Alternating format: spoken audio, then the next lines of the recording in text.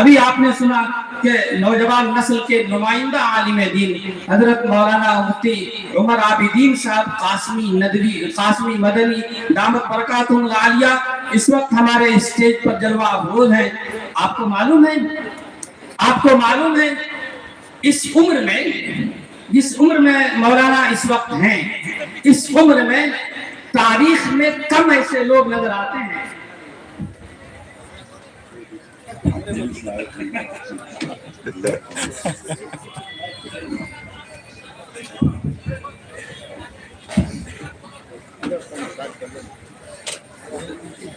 بسم اللہ الرحمن الرحیم. الحمد للہ رب العالمین والصلاة والسلام على خاتم الانبیاء والرسل محمد بن عبد اللہ الامین وعلى آلہ وصحبہ اجمعین. اما بعد فاعوذ باللہ من الشیطان الرجیم. بسم اللہ الرحمن الرحیم. یا ایہا الذین آمنوا قوا انفسکم واہلیکم نارا وقودها الناس والحجارة عليها ملائكة غلاظ شداد لا يعصون الله ما أمرهم ويفعلون ما يؤمرون. صدق الله العظيم. وقال الله تعالى ربنا آتنا في الدنيا حسنة وفي الآخرة حسنة وقنا عذاب النار.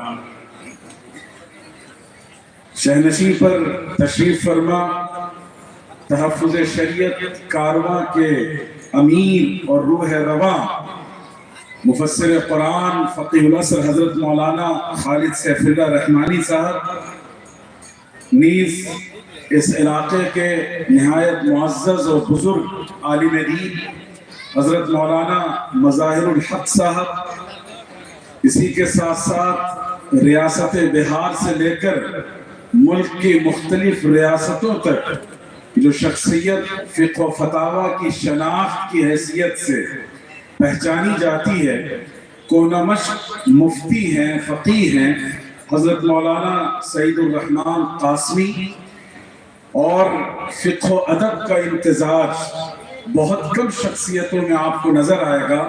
دارالعلوم وقف دیوبند کے نہایت قابل احترام استاذ حضرت مولانا مفتی نوشاد نوری صاحب، اسی طریقے سے آج کی اس بزم کے جو خاکہ ساز ہیں عزیزم مولانا خالد مسعود قاسمی ندوی، جو خود المعہد العالی الاسلامی حیدرآباد کے ہونہار فارغ اور فاضل ہیں. اسی کے ساتھ ساتھ صحافت اور قلم و کرتاس کے کارواں کے ایک اہم فرد اور آپ کے اس علاقے میں عصری تعلیم کا نقش اول فراہم کرنے والے برادر محترم مولانا شاہ نواز بدر قاسمی صاحب، اور آج کے اس اجلاس کے ناظم باوقار جن کی شعلہ بیانی اور اس کے ساتھ ساتھ ان کے نین نقش کی سرخی دونوں سیف اور رحمان کی نمائندگی کر رہی تھی، اور اس علاقے کے نہایت ممتاز سیاسی قائد اور معزز رکن پارلیمنٹ محترم جناب قیصر صاحب، ہمارے قافلے کے ایک اہم رکن مولانا مظفر احسن رحمانی صاحب، اور دیگر اہل علم و دانش. آج آپ کا یہ کارواں یہاں فروکش ہے، اور مجھے یہ بتایا گیا کہ اس چھت کے نیچے اعلیٰ تعلیم یافتہ انٹلیکچوئلز بھی ہیں، علماء بھی ہیں، ائمہ مساجد بھی ہیں، اور زندگی کے مختلف گوشوں اور واک آف لائف سے تعلق رکھنے والے افراد بھی ہیں. ہم لوگ صبح شام ملک کے مختلف حصوں میں جاتے ہیں، بہت کم ایسی گیدرنگ اور ایسا اجتماع دیکھنے کو ملتا ہے جس میں ایک طرف علماء ہوں اور دوسری طرف مسلم سماج کے انٹلیکچوئلز ہوں. اور مجھے اس بات سے بھی مسرت ہوئی کہ آپ کے اس پروگرام میں مسلمان بھائیوں کے ساتھ ساتھ ہمارے غیر مسلم بھائی بھی موجود ہیں، مردوں کے ساتھ ساتھ خواتین بھی موجود ہیں. گویا امت کے ہر طبقے اور انسانیت کے ہر طبقے کی نمائندگی اور ترجمانی آپ کا یہ پروگرام کر رہا ہے. جہاں تک اس پروگرام اور کانفرنس کے عنوان کا تعلق ہے، کہ اس میں دو زندگی کے الگ الگ زاویوں کو سمونے کی کوشش کی گئی ہے. ایک طرف مسلمانوں میں، مسلم کمیونٹی میں تعلیمی انقلاب برپا کیا جائے، اور دوسری طرف فقر و فاقہ اور غربت سے انسانی سماج کو نکالا جائے اور ان کو ان کے بنیادی حقوق فراہم کیے جائیں، انہیں معاشی اعتبار سے اتنا خوشحال بنا دیا جائے کہ وہ دست سوال دراز نہ کریں، جن کو اپنی نان شبینہ کے لیے در در کی ٹھوکریں نہ کھانا پڑے.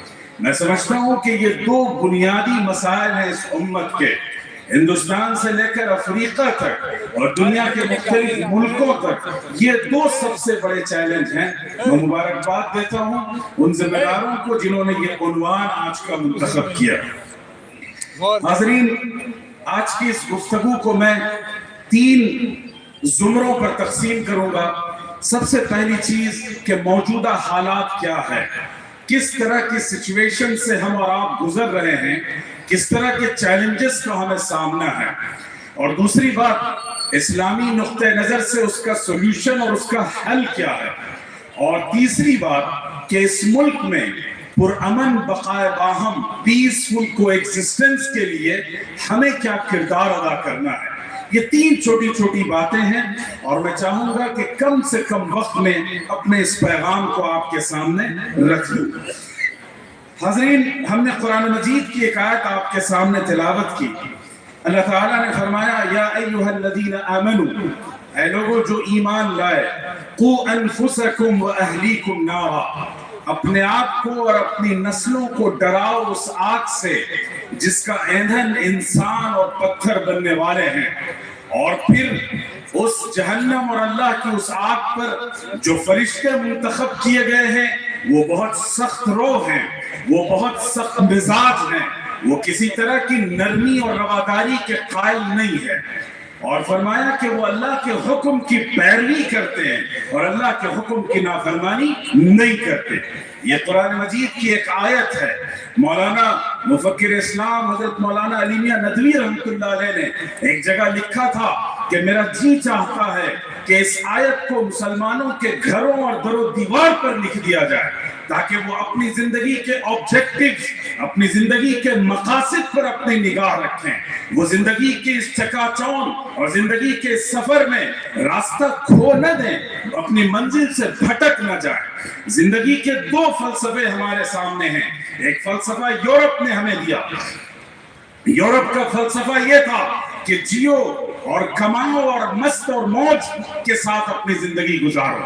انہوں نے زندگی کے پورے دائرہ کار کو انسان کی جو فزیکل نیڈ ہے، انسان کی جو جسمانی ضرورتیں اور آسائشیں ہیں، ان تک محدود کر کے رکھ دیا کہ تمہاری زندگی کا مقصد، تمہاری محنت اور جدوجہد اور اسٹرگل اور سکسس کا مطلب یہ ہے کہ تم دن رات کی کمائی کرو اور اپنی زندگی کے لیے آسائشیں جمع کرو اور پھر اپنی زندگی میں مست اور مگن ہو جاؤ.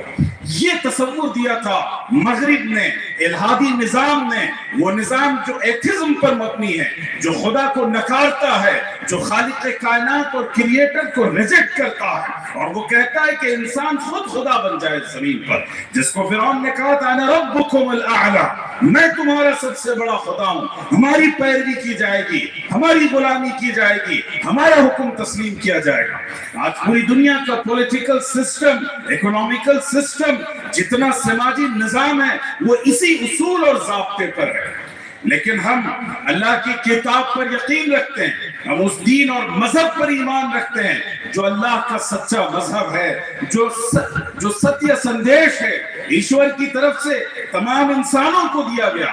تمام پیغمبر اور میسنجر، اللہ کے پروفٹس اسی پیغام کو لے کر آئے تھے، اور وہ پیغام تھا کہ تم اس دنیا میں بھیجے گئے ہو ایک مسافر کی طرح. تمہیں سفر کرنا ہے، منزل تک پہنچنا ہے، لیکن تمہاری آخری منزل وہ اپنے رب کی رضامندی ہے، اپنے رب کی غلامی ہے، اپنے رب کو خوش کرنا ہے. لیکن افسوس کی بات یہ ہے کہ ہم ایک ایسے نظام تعلیم اور ایجوکیشن سسٹم کے حوالے کر دیے جو نظام ہمیں اللہ سے بے پرواہ کر چکا، اپنی زندگی کے مقاصد سے بے تعلق کر چکا، ہماری منزل سے ہمیں بھٹکا دیا اس نے، اور ہم اسی پر مگن اور مست ہو کر مگن ہو کر چلے جا رہے ہیں، ہمیں اپنی منزل کے سراغ کی تلاش نہیں ہے۔ تو محترم دوستو، اللہ تعالیٰ نے فرمایا کہ اے وہ لوگوں جو ایمان لائے، اور یہ آیت سب سے پہلے مخاطب کرتی تھی ان لوگوں کو جنہوں نے آقا علیہ السلام کے ہاتھ پر ایمان لائے تھے، جنہوں نے کلمہ لا الہ الا اللہ پر سب سے پہلے عہد لیا تھا، سب سے پہلے انہوں نے کمٹمنٹ کیا تھا، ان لوگوں کے بارے میں کہتا ہے قرآن، اے وہ لوگوں جو ایمان لا چکے، قوا انفسکم، اپنے آپ کو ڈراؤ۔ اور بات یہاں پر مکمل نہیں ہوئی، صرف سیلف ریسپانسبلٹی کافی نہیں ہے، بلکہ اللہ نے فرمایا وَأَهْلِيكُمْ، اپنے اہل و عیال کو، اپنی فیملی کو، اپنے بال بچوں کو، اپنی سوسائٹی کو اس اللہ کے عذاب سے اور ناکامی سے بچاؤ۔ وہ اللہ فرماتے ہیں کہ سکسیس اور فیلئر کا جو کانسیپٹ ہے بنیادی اسلام میں، وہ تنہا میں کامیاب ہو جاؤں، یہ سیلفشنس ہے، یہ خود غرضی ہے۔ اور میں کہتا ہوں نوجوانوں سے، آج کے دور میں صرف دو چیزوں کا رواج ہے، ایک سیلفی کا اور دوسرے سیلفشنس کا۔ آج کا سماج ہمیں اسی راہ پر اور اسی ڈگر پر ڈال چکا ہے۔ تو اللہ تعالیٰ نے ہمیں فرمایا کہ اگر ایمان لا چکے ہو تو اب اطمینان سے نہ بیٹھو، اپنے بارے میں خوش فہمیوں میں مبتلا نہ ہو جاؤ، تم غلط فہمیوں کے شکار نہ ہو جاؤ کہ تم اللہ کے پسندیدہ ہو، تم اللہ کا وہ گروہ ہو جس کو اللہ نے منتخب کیا ہے، بلکہ فرمایا کہ اپنی جد و جہد اور اپنی تگ و دو اور اپنا اسٹرگل جاری رکھو اس بات کے لیے کہ آگے کوئی عمل تمہیں جہنم کی طرف نہ لے جائے، زندگی کی کوئی سرگرمی اور ایکٹیویٹی یا کوئی سسٹم تمہیں ڈھکیل کر اور پش کر کے جہنم کی طرف اور اللہ سے ناراضگی اور بغاوت کی طرف نہ لے جائے۔ یا ایھا الذین آمنوا قوا انفسکم، اور دوسری بات کہی گئی وَأَهْلِيكُمْ، اپنے اہل عیال کو۔ دو رسپانسبلٹی ہماری ہے، ایک طرف سیلف پروٹیکشن ہے، اپنی ذات کا تحفظ ہے، لیکن یہ کافی نہیں ہے۔ آپ کی رسپانسبلٹی، آپ کی ڈیوٹی، آپ کی اکاؤنٹیبلٹی اس وقت تک مکمل نہیں ہو سکتی جب تک کہ آپ اگلی جنریشن کی فکر نہ کریں، ان کو بھی صحیح راستے پر گامزن نہ کر دیں، اس وقت تک آپ کی ذمہ داری نامکمل رہے گی۔ تو گویا ہمیں آج کے ہندوستان میں ان دونوں سوالات کو اپنے سامنے رکھنا ہے۔ سب سے پہلی بات، کیا مقصد کی، آبجیکٹیویٹی کی کلیئرٹی ہمارے سامنے ہے یا نہیں ہے؟ ہماری زندگی کا کیا مقصد ہے، اس کا جواب ہمارے سامنے ہے یا نہیں؟ اور دوسری بات، کیا ہم اپنی اگلی نسلوں کی کامیابی اور سکسیس اور بھلائی کے لیے فکر مند ہیں، اس کے لیے کوئی ایکشن پلان ہے، کوئی منصوبہ بندی ہے یا نہیں ہے؟ یہ دو سوالات ہیں جن کا ہمیں جواب دینا ہے۔ اب آئیے صورتحال کا جائزہ لیجئے۔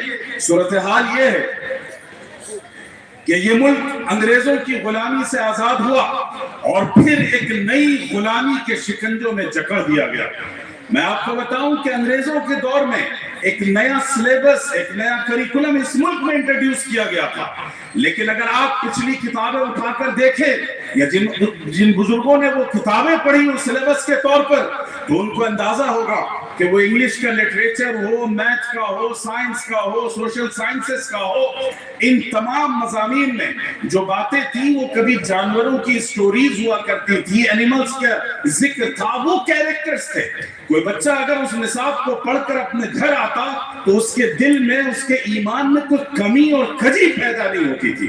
لیکن آج جو سلیبس آپ کی جنریشن کو پڑھایا جا رہا ہے نیشنل ایجوکیشن پالیسی کے نام پر، وہ سلیبس ایسا ہے جو سلیبس آپ کی نسلوں کو ایمان سے نکال کر کفر و شرک کی تاریکی میں ڈال دے گا، کفر و شرک کے ظلمت کدے میں پھینک دے گا، ناکامیوں کے کوف ان کے گلے میں ڈال دیے جائیں گے۔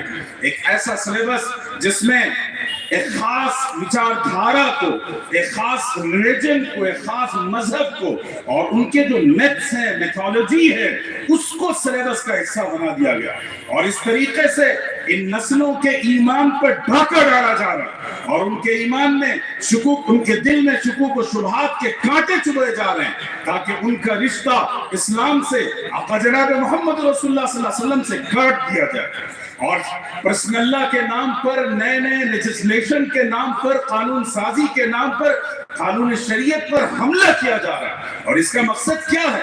انہیں پتا ہے کہ آپ ہزار قانون بنا دیں، جو لوگ اللہ اور اس کے رسول پر ایمان رکھتے ہیں وہ اپنی شریعت پر قائم رہیں گے، وہ اپنے دین پر قائم رہیں گے، وہ قرآن مجید اور آقا علیہ السلام کی سنت و سیرت پر قائم رہیں گے۔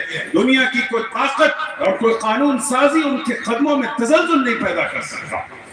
جب انہیں یہ پتا ہے تو پھر یہ قوانین میں تبدیلی اور میڈیا پر آ کر ہرزہ سرائی اور برہنہ گفتاری اور مسلمانوں کو منہ چرانے کی کوشش کیوں کی جا رہی ہے؟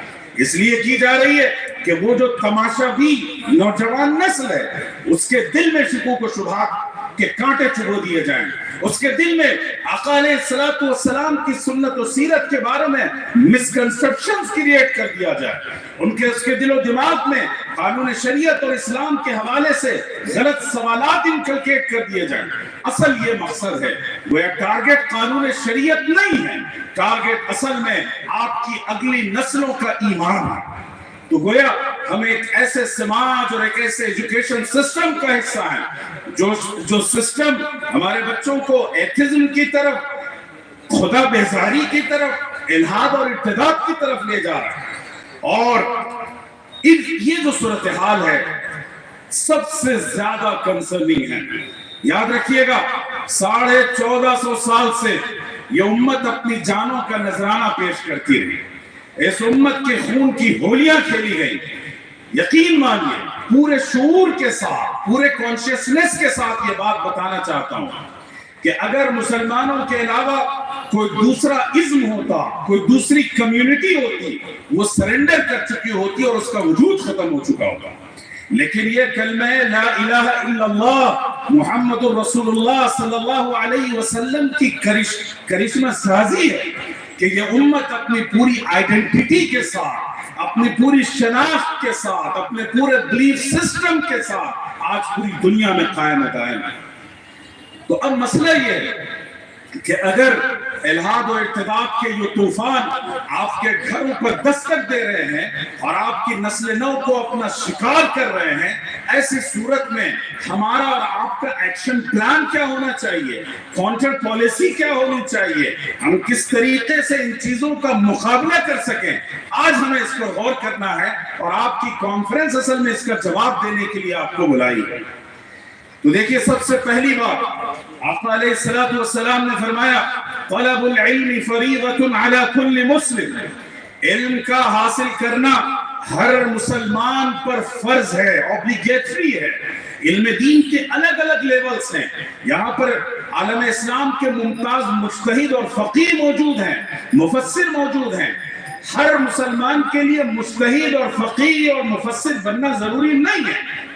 یہاں پر نوجوان علماء اور ایکسپرٹ فقہ اسلامی کے موجود ہیں، ہر مسلمان کے لیے یہ ایکسپرٹیز حاصل کرنا ضروری نہیں ہے، اس لیے کہ اسلامک ایجوکیشن کا یہ ہائیسٹ لیول ہے۔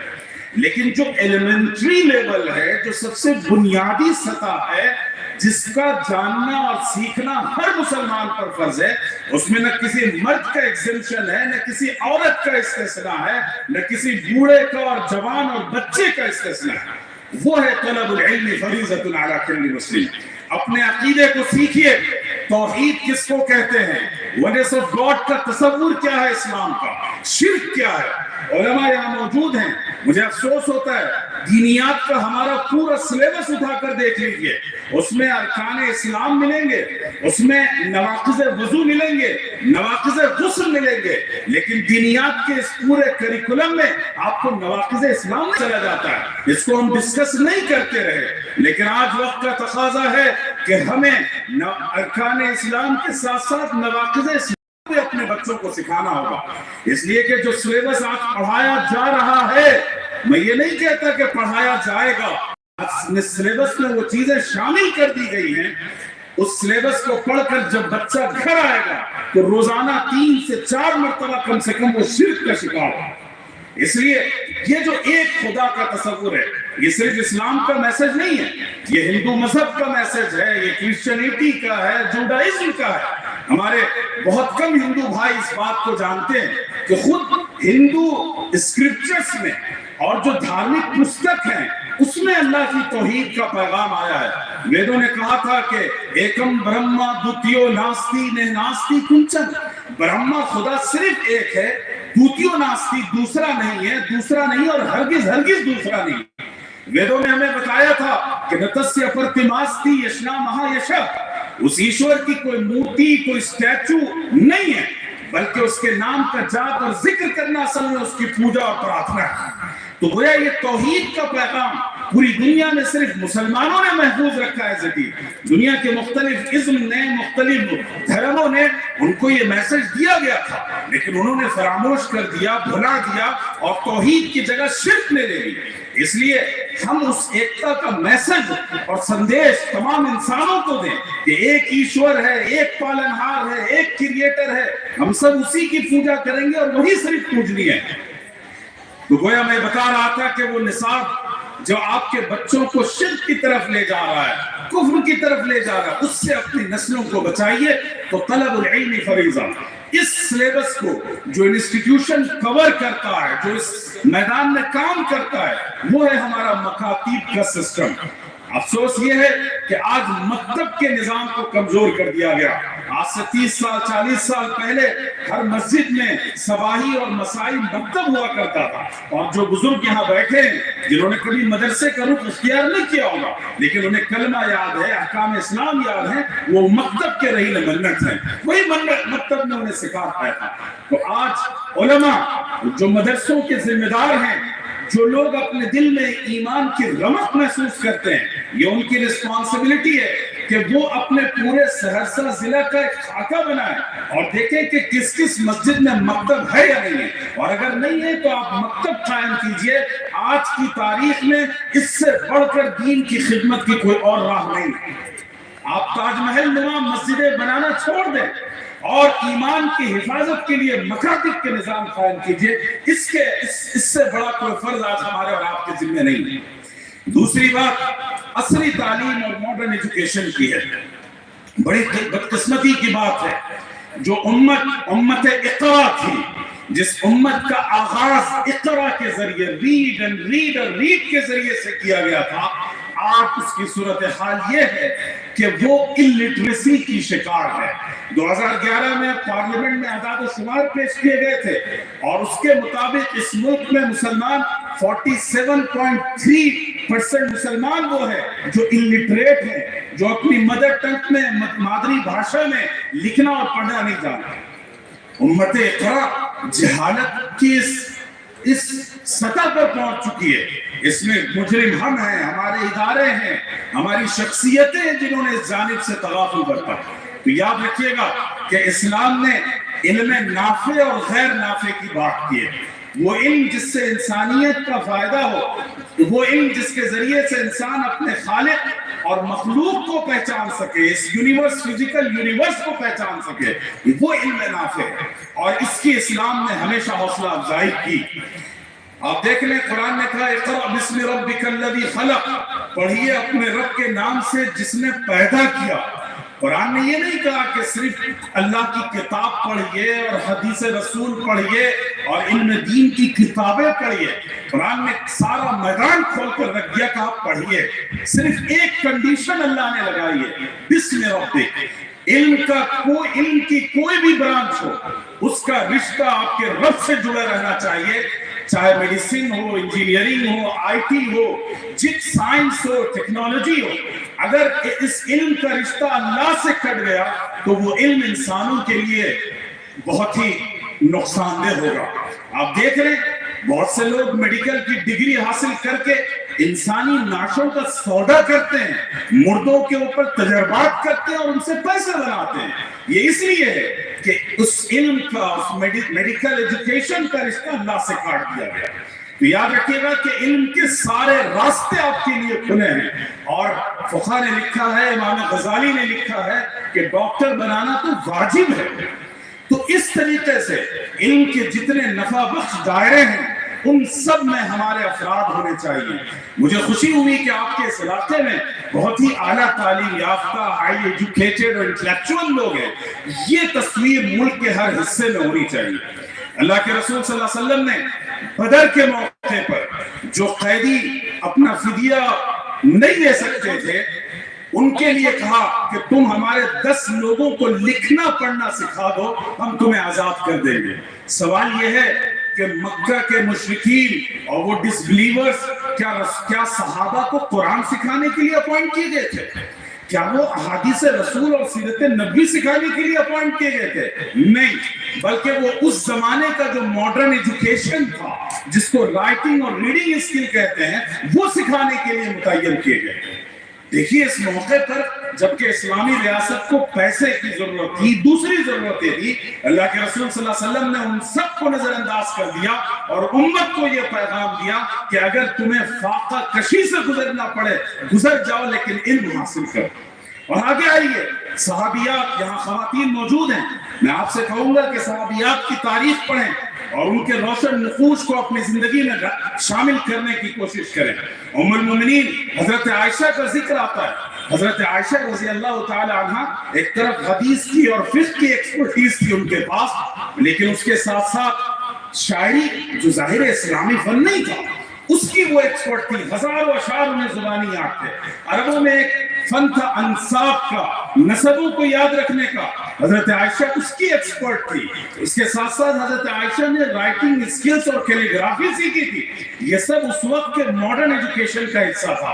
حضرت زید بن ثابت کو اٹھا کر دیکھیے کہ اللہ کے رسول صلی اللہ علیہ وسلم نے انہیں کہا تھا ہیبرو لینگویج سیکھنے کے لیے. عبرانی زبان جو یہودیوں کی زبان تھی، غیر مسلموں کی زبان تھی، اللہ کے رسول صلی اللہ علیہ وسلم نے کوئی بھید بھاؤ نہیں برتا. آپ نے فرمایا سیکھو، اور انہوں نے ایک ہفتہ 10 دن کے اندر وہ زبان سیکھی. بعض صحابہ کو رسول اللہ صلی اللہ علیہ وسلم نے فارسی سکھوائی.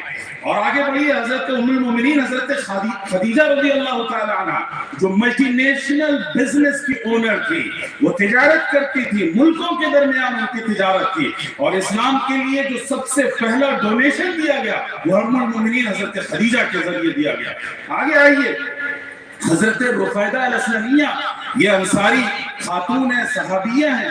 اللہ تعالیٰ نے ان کو بے پناہ صلاحیتوں سے نوازا تھا، اور کہا جاتا ہے کہ اسلامی تاریخ کی بلکہ ہیومن ہسٹری کی سب سے پہلی لیڈی سرجن حضرت رفیدہ الاسلمیہ تھی، جن کے لیے غزوہ خندق میں رسول اللہ صلی اللہ علیہ وسلم نے emergency medical camp Masjid Nabawi کے اندر لگایا تھا، اور بہت سے صحابہ کا علاج اور ان کی سرجری حضرت رفیدہ نے کی.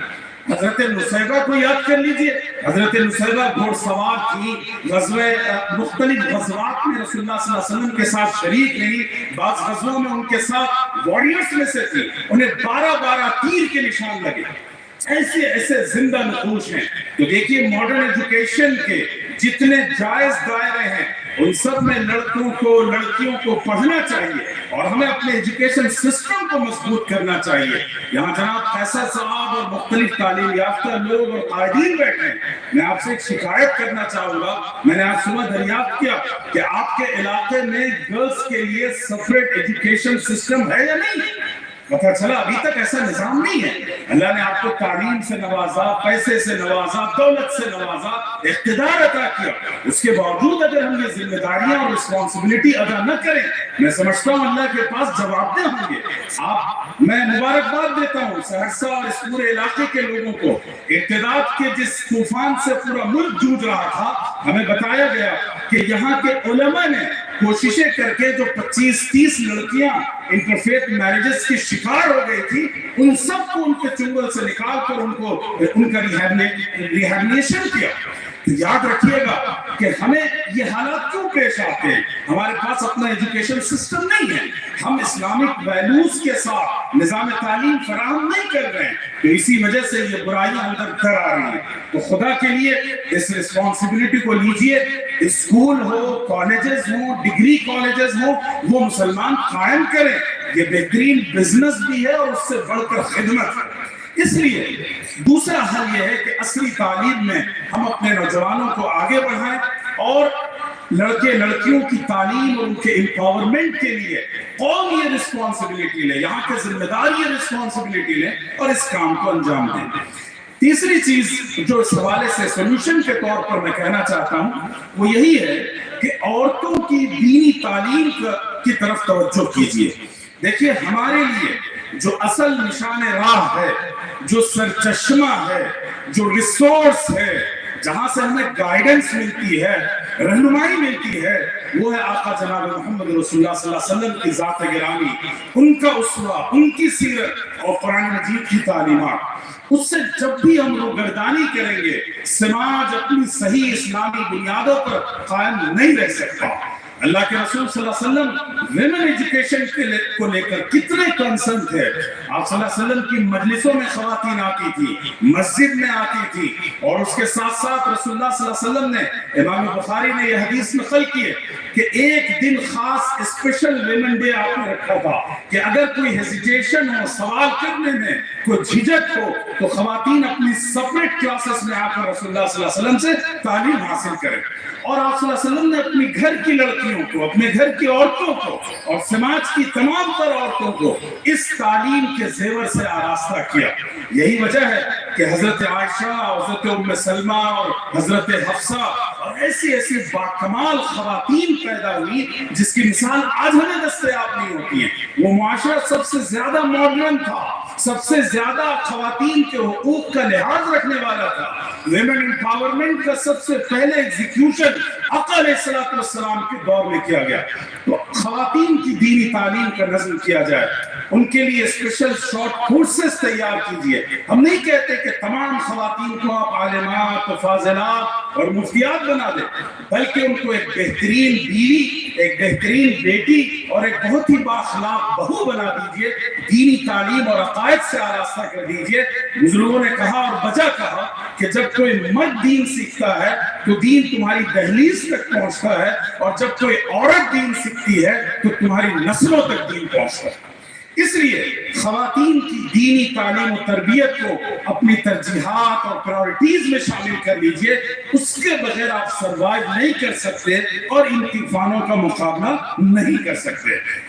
اس کے ساتھ ساتھ جو سب سے بنیادی چیز ہے، میں ابھی پچھلے دنوں بنگلور میں تھا، وہاں علماء اہل سنت کے ایک بڑے عالم ہیں اور آل انڈیا مسلم پرسنل لا بورڈ کے سیکریٹری ہیں، بڑی مولانا یاسین علی عثمانی. انہوں نے بڑی خوب بات کہی، ایک جملہ کہا میرے دل پر نقش کر گیا. انہوں نے کہا کہ ہمارا سب سے بڑا مسئلہ یہ ہے کہ نوجوان نسلوں کے ذہن و دماغ سے اسلامی ایجنڈا ختم ہو گیا. ہمارے پاس اپنی کمائی کا ایجنڈا ہے، اپنے فیوچر کا ایجنڈا ہے، شادی بیاہ کا ایجنڈا ہے، اپنی زندگی کی آسائشوں کو حاصل کرنے کا ایجنڈا ہے. صرف ایک ایجنڈا نہیں ہے کہ ہم اپنے دین کے لیے کیا کر سکتے ہیں اور دین کے لیے ہمیں کیا کرنا چاہیے. یہ ایجنڈا اپنی نسلوں میں منتقل کیجیے.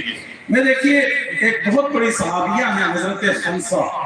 آپ کو حیرت ہوگی کہ وہ عربی شاعری کی ایک بہت ممتاز شخصیت تھی. پوری تاریخ میں، عربوں کی پوری تاریخ میں مرثیے اتنے نہیں لکھے گئے جتنے مرثیے کے اشعار تنہا انہوں نے اپنے دو بھائیوں کی موت پر لکھے. یہ بات حضرت مولانا علی میاں ندوی نے لکھی ہے کہ تنہا اپنے دو بھائیوں کی موت کا غم ان کو اتنا ستایا، اور ان کے غم میں جو انہوں نے اشعار لکھے جس کو مرثیہ کہتے ہیں، اس کے اشعار اتنے زیادہ ہیں کہ عربوں کے دوسرے تمام مرثیوں کو ایک ساتھ رکھ لیجئے تو دونوں برابر نہیں ہوتے، بلکہ ان کے مرثیے کے اشعار بڑھ جاتے ہیں. کتنا ان کو اپنے بھائی کے دو بھائیوں کی موت کا غم تھا. لیکن یہی خاتون جب اسلام قبول کرتی ہیں اور ایک غزوے کے موقع پر انہوں نے کہا کہ اپنے بیٹے سے کہا اٹھو اور اللہ کے راستے میں جاؤ. بیٹا گیا، شہید ہو گیا. دوسرے بیٹے کو کہا جاؤ اللہ کے راستے میں، وہ شہید ہو گیا. تیسرے بیٹے کو اٹھایا، کہا جاؤ اللہ کے راستے میں، وہ شہید ہو گیا. چوتھے بیٹے کو بھیجا اور چاروں کے چاروں اللہ کے راستے میں شہید ہوئے. اور اس کے بعد اس دلیر ماں نے کہا کہ الحمدللہ الذی وفق لهم وكتب لهم الشهادہ. جس عورت نے مرثیہ لکھ لکھ کر عربوں کی تاریخ کا سب سے بڑا مرثیہ لکھا، آج وہی خاتون اپنے بیٹوں کی اور ایک نہیں 4 لخت جگر کی شہادت پر شکر ادا کرتی. یہ ہے دین کا ایجنڈا اپنی نسلوں میں منتقل کرنا. آپ جانتے ہیں مشہور صحابیہ حضرت سمیہ رضی اللہ تعالی عنہ، حضرت مولانا فرماتے ہیں کہ اسلامی تاریخ کے لیے جو سب سے پہلا خون پیش کیا گیا، اور آج کی ہندوستان کی تعبیر میں کہیں کہ سب سے پہلی جو موب لنچنگ کی گئی تھی وہ حضرت سمیہ رضی اللہ تعالیٰ عنہ کی۔ کیسی کیسی قربانیاں دی لوگوں نے۔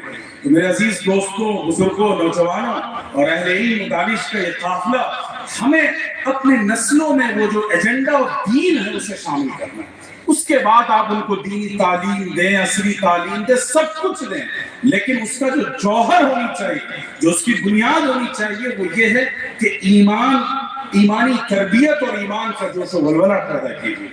آخری بات، مجھے اس بات سے بڑی مسرت ہوئی کہ اس علاقے میں ایک زہر نہیں پایا جاتا ہے، وہ زہر جس نے پورے ملک کو تباہ کر دیا، جس نے اس ملک کے ترنگا کے رنگ کو برباد کر دیا، جس نے ہمارے ملک کی یونٹی ان ڈائیورسٹی کو سب سے زیادہ ڈیمیج کیا، وہ فرقہ واریت اور فرقہ واریت کا زہر ہے۔ مجھے بہت خوشی ہوئی اس بات کو جان کر کہ اس علاقے میں ہندو، مسلم، سکھ، عیسائی اور مختلف لوگ آپس میں مل جل کر رہتے ہیں اور ایک دوسرے کا احترام کرتے ہیں۔ جو وی دا پیپل آف انڈیا، جو پریمبل آف انڈین کانسٹیٹیوشن کا سب سے پہلا میسج تھا، وی، جس کو ہمارے پردھان منی بنانا چاہتے ہیں، ہمارا اور آپ کا یہ شہر آج بھی اپنے وی پر قائم ہے۔ یہ بہت بڑی بات ہے کہ یہ جو یونٹی ان ڈائیورسٹی ہے، پیسفل کو ایگزسٹنس ہے، کمیونل ہارمنی ہے، یہ اصل میں اس ملک کی شناخت اور اس کی آئیڈینٹی ہے۔ اور جو لوگ اس ملک کے جسم سے اس کی یہ چادر عفت کھینچنا چاہتے ہیں اور اسے تار تار کرنا چاہتے ہیں، وہ اصل میں دیش ضروری ہے، وہ اصل میں اس ملک کے دشمن ہیں۔ اس لیے کہ یہ ملک ان تمام انسانوں سے مل کر بنتا ہے، صرف زمین کا نام وطن اور ملک نہیں ہوتا۔ میں مبارکباد دیتا ہوں یہاں کے تمام ہندو بھائیوں کو، مسلمانوں کو، اور اس کے ساتھ ساتھ جو دوسری کمیونٹیز کے لوگ ہیں، کہ آپ بہت قابل مبارکباد ہیں کہ فرقہ پرستی کے اس دور میں آپ امن اور یکجہتی کے ساتھ جی رہے ہیں۔ بس میں ایک پیغام اس حوالے سے آپ کو دینا چاہتا ہوں۔ آپ جانتے ہیں کہ حضرت خدیجہ کا نام آیا، اللہ کے رسول صلی اللہ علیہ وسلم پر جو سب سے پہلی وحی آئی، اور غار حرا سے نکل کر آپ صلی اللہ علیہ وسلم گوشہ عافیت اور لائف پارٹنر حضرت خدیجہ کے پاس گئے اور انہیں جا کر اپنی سچویشن کا بتایا، اور ایموشنلی جو آپ صلی اللہ علیہ وسلم ڈسٹرب ہوئے تھے اس بارے میں تفصیلات بتائی۔ اس وقت حضرت خدیجہ نے ایک عجیب بات کہی، اور ہمارے اسلامک اسٹڈیز کے جو برانچ ہے جس کو سیرت کہتے ہیں، بایوگرافی آف پروفٹ محمد صلی اللہ علیہ وسلم، اس کی بنیاد اصل میں حضرت خدیجہ نے رکھی۔ حضرت خدیجہ نے جو جملے لکھے تھے، آج اگر ہمارے اور آپ کے اخلاق کی تصویر وہ جملے بن جائیں، یقین مانیے نفرت کا یہ طوفان اپنی موت آپ مر جائے گا۔ حضرت خدیجہ رضی اللہ تعالی عنہ نے فرمایا تھا، واللہ لا یخزی اللہ ابدا، خدا کی قسم اللہ آپ کو ضائع نہیں ہونے دیں گے۔ عجیب بات ہے، حضرت خدیجہ فرماتے ہیں کہ اللہ آپ کو ضائع نہیں ہونے دیں گے۔ کیوں؟ اب جو انہوں نے ایکسپلین کیا، انک لتصل الرحم، اے محمد صلی اللہ علیہ وسلم، آپ صلہ رحمی کرتے ہیں رشتہ داروں کے ساتھ، ریلیشن شپ کے ساتھ، جو آپ کے ریلیٹیوز ہیں ان کے حوالے سے بھلائی کرنا، نیکی کرنا، ان کا خیال رکھنا، آپ یہ کرتے رہیں، اور یہی سندیش آپ پورے سماج کو دیتے ہیں۔ انک لتصل الرحم وتحمل الکل، آپ بوجھ اٹھاتے ہیں۔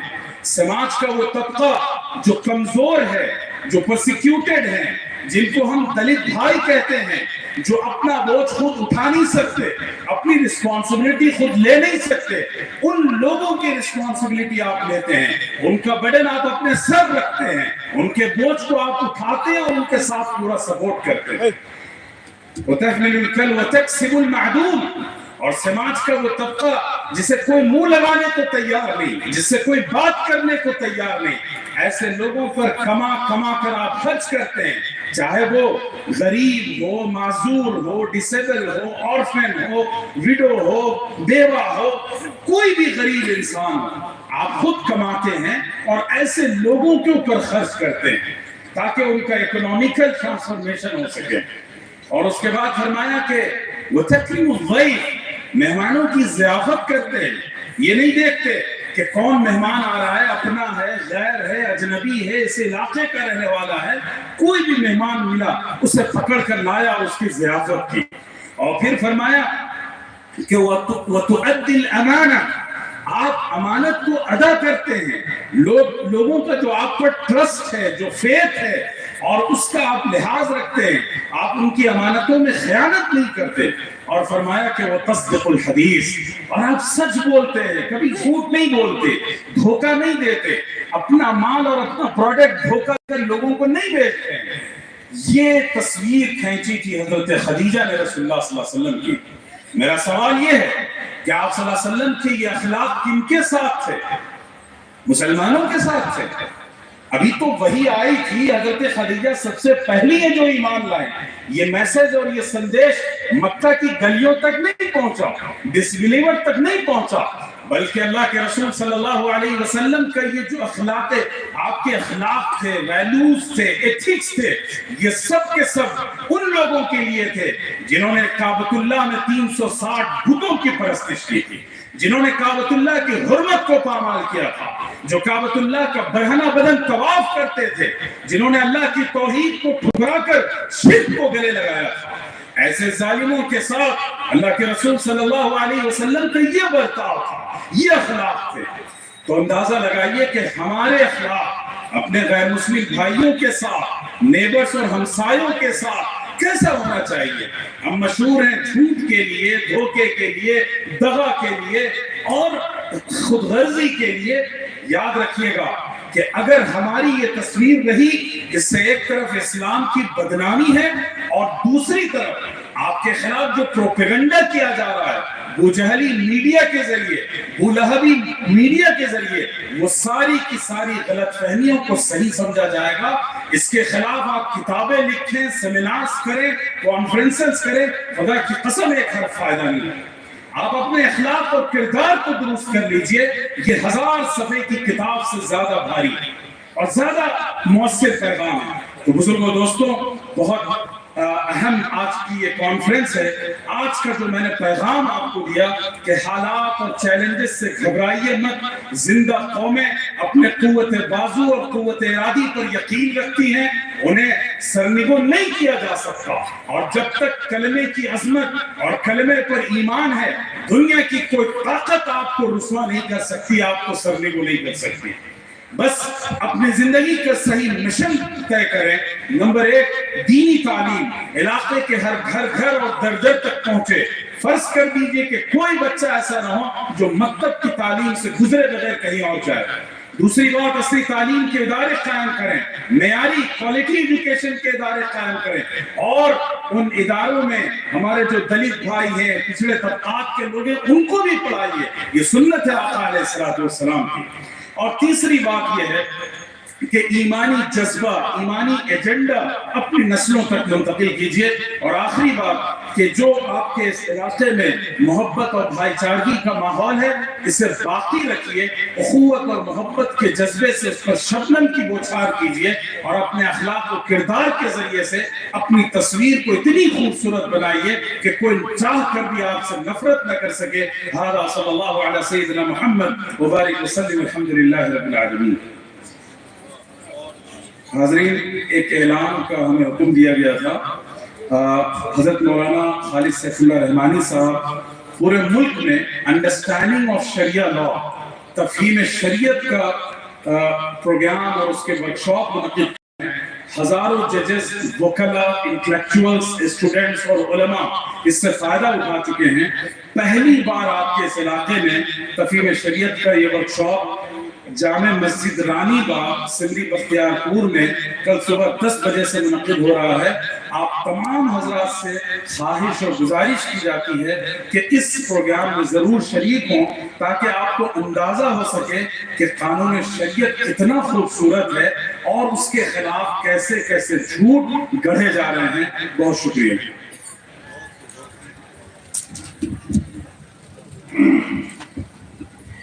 ماشاء اللہ.